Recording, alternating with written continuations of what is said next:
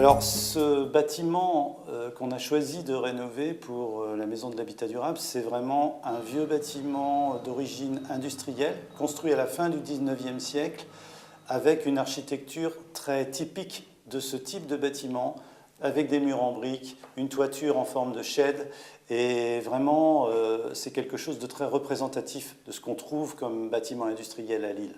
Alors, ce bâtiment était autrefois une école d'application d'un lycée technique qui, justement, faisait des formations sur les métiers du bâtiment. Donc, quelque part, c'est presque un retour aux sources.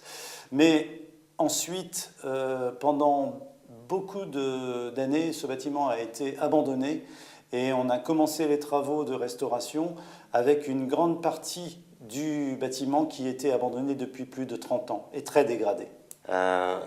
Tout de suite, quand on a vu le bâtiment, la première attitude a été de considérer que le bâtiment était très fort et qu'il avait une identité marquée, notamment l'histoire d'un passé industriel propre à notre région.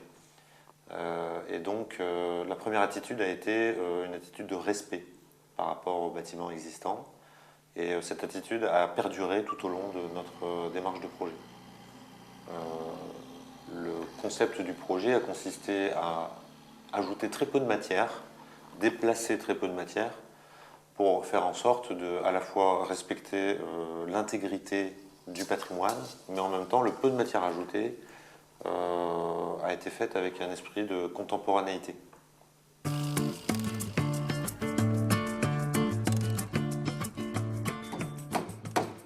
Oui, le projet de rénovation portait sur différents thèmes. Bien entendu, la thématique énergétique avec un objectif de consommation énergétique à peu près à 60-65 kWh par mètre carré et par an après rénovation, mais aussi sur la qualité architecturale et la qualité fonctionnelle de ce bâtiment, pour à la fois préserver l'identité architecturale de ce type de bâtiment, et aussi pour permettre qu'on y organise des activités d'une façon très modulable à l'intérieur, avec un guichet unique d'accueil du public pour des conseils, de l'information, de l'accompagnement dans leurs projets, et puis une partie démonstrative avec une exposition qui va venir parler de tous les thèmes de l'habitat durable. La chose la plus intéressante pour nous avec ce bâtiment a été enfin, il y a eu deux choses. La première chose a été de conserver en fait la structure de la toiture, qui est une structure très typique de l'architecture industrielle, donc cette structure en shed. C'est intéressant parce que c'est une orientation est-ouest, donc il y a quelque chose à voir avec la question de la course du soleil. Une autre spécificité de notre réponse architecturale a consisté à considérer cet édifice existant comme un réceptacle, donc comme une grande coque vide. Pourquoi on a fait ça? D'une part parce que on s'est dit que le développement durable, c'est aussi considérer qu'on hérite d'un bâtiment, mais que demain, on pourra rendre ce bâtiment à nouveau à d'autres usages.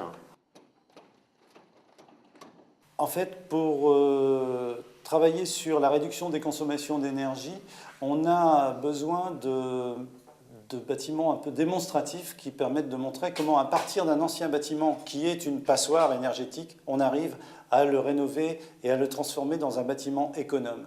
Ici, c'est vraiment cet exemple-là qu'on choisit de montrer sur la thématique énergie, puisqu'on garde l'enveloppe, on garde les murs.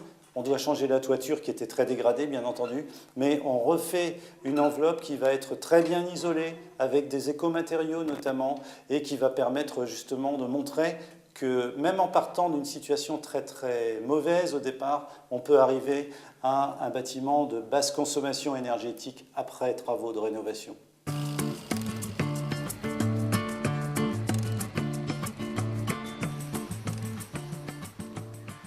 On est bien évidemment, en tant qu'architecte, intéressé au premier chef par les questions du développement durable. Maintenant, j'ai envie de dire, la particularité de notre approche, c'est d'essayer systématiquement de ne pas être dans une réponse qui soit trop technique, qui soit trop technologique, mais qui soit une réponse du bon sens, une réponse ou qui cherchent à trouver la façon de faire des bâtiments avec une approche développement durable, et plus économe aussi, en matière utilisée pour aboutir à nos fins. Et donc la Maison de l'Habitat Durable, dans ce sens, est assez emblématique de notre démarche, puisque on estime avoir utilisé le moins de matière possible pour réhabiliter ce bâtiment. Et la serre bioclimatique, elle aussi, démontre qu'on peut économiser des énergies en utilisant l'apport solaire passif. Et que, en ce sens-là, il est emblématique et démonstratif, parce que la vraie vocation de la Maison de l'Habitat Durable, ce n'est pas d'utiliser des techniques de pointe exploratives, mais d'utiliser des techniques éprouvées qui soient des bons exemples pour le public pour lequel est dédié ce bâtiment, à savoir le grand public.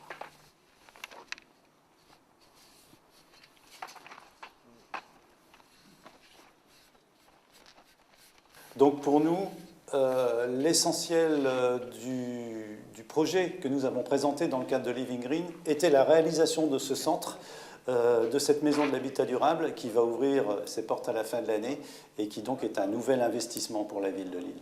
Alors pour nous, ce qui nous a beaucoup servi dans les échanges avec les autres partenaires, c'est par exemple de mettre au point des standards communs de rénovation, des objectifs de qualité qui sont à peu près au même niveau entre les différentes villes qui ont des projets d'investissement. Et aussi, on a pu travailler sur comment faire fonctionner un centre après son ouverture au public à partir des différents programmes d'activité que les uns et les autres bâtissent. Et ça, c'est très intéressant aussi pour nous. Pour pouvoir rejoindre un projet comme le projet Living Green, c'est important de maîtriser le temps de réalisation d'un investissement comme celui-là.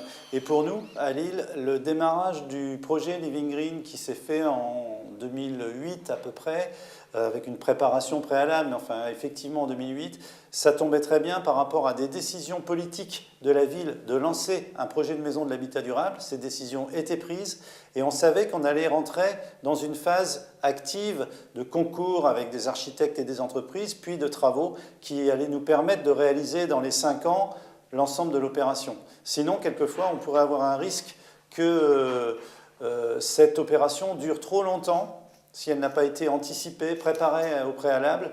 Quelquefois, 5 ans, c'est trop court. Si on reprend le calendrier de l'opération, depuis le démarrage de ce projet Living Green, au début, donc, on a eu tout le temps de mise en route du marché, de concours avec les entreprises, les architectes qu'on a choisis pour réaliser ce projet. Ça nous a mené jusqu'en début 2012. Et puis, à partir de juin 2012, les travaux de rénovation ont démarré, les travaux proprement dits. Aujourd'hui, on est bien avancé dans ces travaux. Ils vont se terminer vers le mois de juin-juillet. Et il nous reste à installer l'exposition permanente et puis le mobilier à l'intérieur de ce bâtiment pour une ouverture en septembre ou octobre 2013 au public.